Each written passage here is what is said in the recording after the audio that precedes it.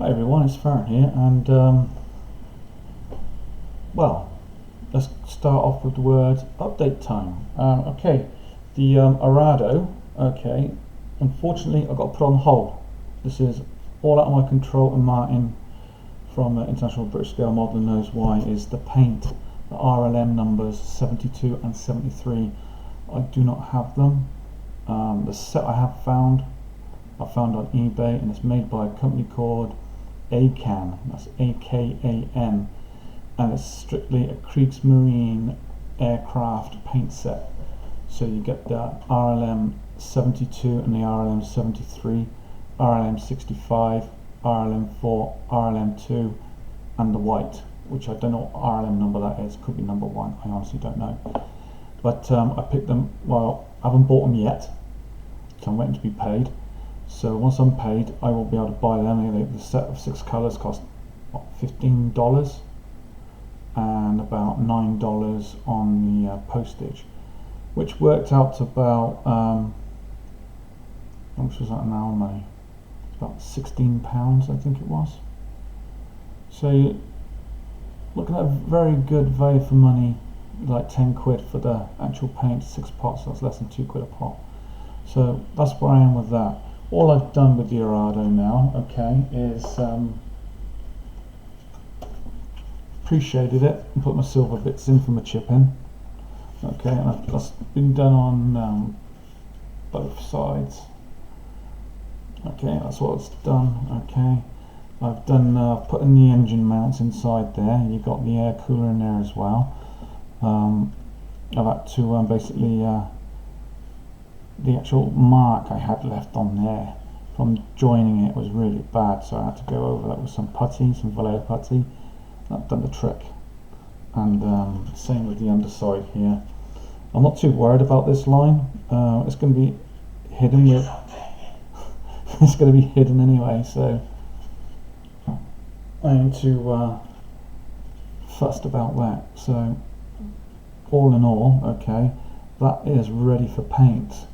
But like I say, I've got to wait for it to come in, for me to get paid, for me to actually do it. But my next project that I am doing is another Revell kit, but 1/48 scale this time. I've been putting this kit off for months and months and months. You know, waiting to have the right colour paints and everything. Now I've got all the paints, and I'm gonna have a dabble at it. And the kit it is, okay, is the 1/48 scale F15E Strike Eagle by Revell, kit number 04891 in 1/48 scale. Now I've already gone through the manual. Very briefly, you got the bit we don't bother reading. We don't bother reading that. We look at that for the colour callouts. You've got a very basic looking sprue map here. But I did notice on one of the tailplane stabilizers, right, and one of them it says Revell China written on it in raised writing, so that's going to have to be scraped off with a Stanley knife blade, but that's not a hard task to do. So you begin with painting the instrument panels first before any assembly. So you paint these 2 panels here, the tub. You start assembly over here then. Okay, and you just work your way through the entire kit as you normally would, and it is one of those kits, I think, paint some, build some, paint some, build some. So there's that element to it.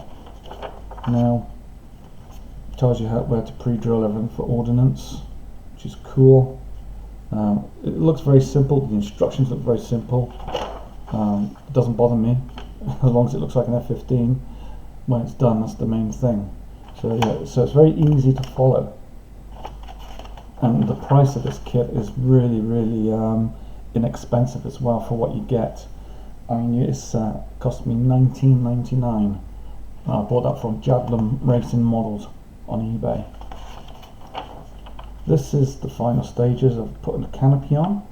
Now my biggest gripe is when you come to the decals. If you have a look on the decals here, it's showing you where every individual no step mark goes, but it's virtually black on black. and you can't see where it is. But if you look hard enough, you do see it. It is just about manageable, I think. But I think that's very poor of what Revell have done, because the FS number they've used, they've depicted it as being a dark grey, so they've done it as a dark grey, and now you can't see where your markings go. So anyway, that's my bitch about the kit. But other than that, it looks good. I mean, the first sprue I opened up was this one here, and basically you've got your built-in fuel tanks there. And these are your air intakes, these are your afterburner shrouds, and then here you've got your cockpit tub, which is, I must add, is very nicely textured here. You've got this diamond, you can't really see it there, but on the back here you've got this nice little diamond, pattern. This is not the best styrene I've seen though, mind. It's a lot of it is scratched quite a lot actually.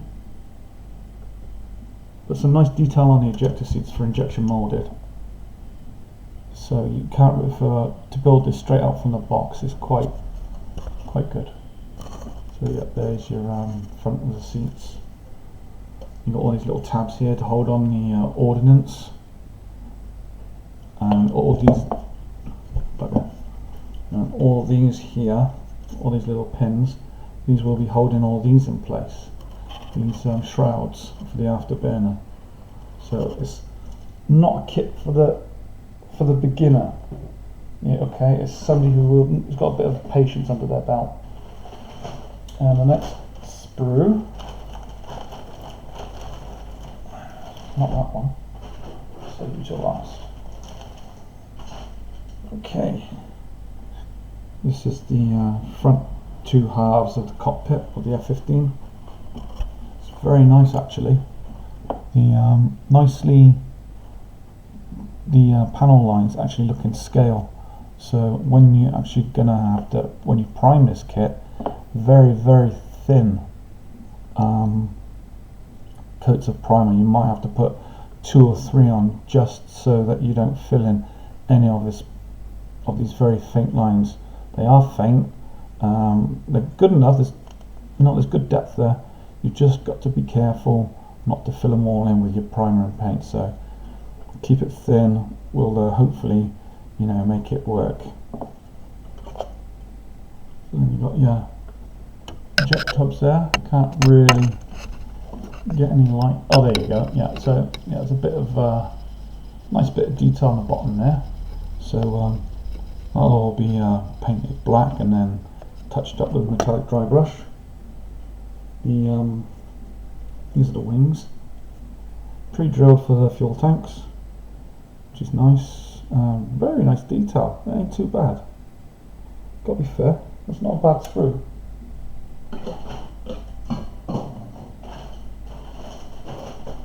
Next sprue is the ordnance.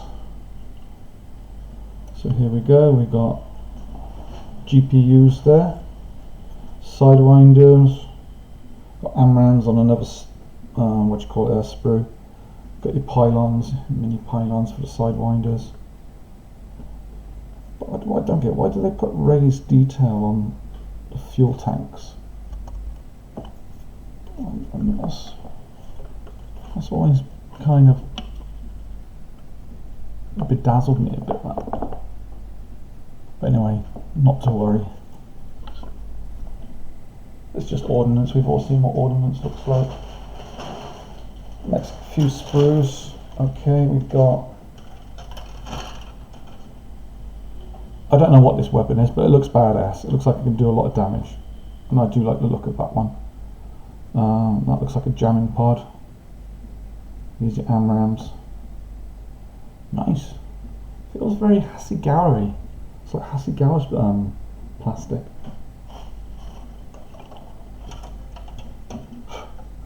There you go. Top part of the body and wings.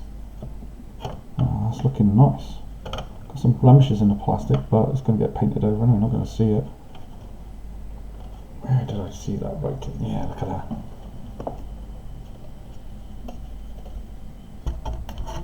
See if I can just take that brightness off. Oh, yeah, light's gone out. Come on, thank you. I'm not sure if you can see that, but on there it says Ravel China, so that's a pain in the ass. But don't worry. See, it's even got a factory print stamp on it there. That Zangshan. All right, okay, yeah, definitely made in China. Nice detail in the wheels there, though. Not bad at all.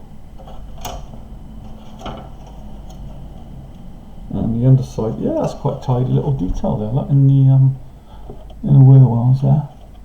And I'm glad they've pre-molded these on, because I don't think there's any point to have them, because in real life they close them straight away to stop any debris getting in there. So yeah, happy days. Some nice detail on there. Quite an old kit as well, because I think it is an old kit. There's no date stamp on this though, I can't find it. That's all the sprues, people.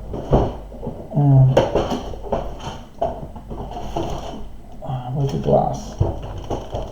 Okay. Now I'm reluctant to take the glass out, okay, so I'm not taking the glass out.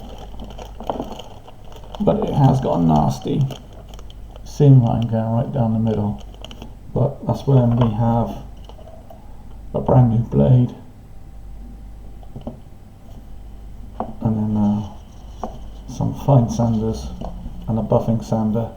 That'll take that out, no problem.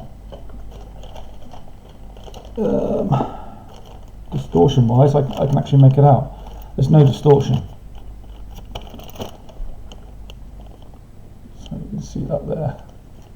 Sorry guys, but I don't want to take out the bag until I need to, because of, you know, I just don't want to get scratched. I also don't want the dog to bloody eat it either. And then the decal sheet. It's quite nice. It's quite nice indeed. But it says it's printed for. Who's this for? Where is this printed from? Printed in Italy for Ravel GmbH, subsidiary of Hobbyco Incorporated. Right, so I don't know if these are cartograph or not, but I hope they go on better than the last set of decals I used from them, because the last set I used was at 132nd JU88, and that did not work very well at all. They crumbled while they were in the water. Oh, excuse me. So yeah. Oh, I forgot to show you of the Arado. It's the engine. It's all finished now. I'm not going to have to paint that because you're not going to see it, because the propeller's going to cover it.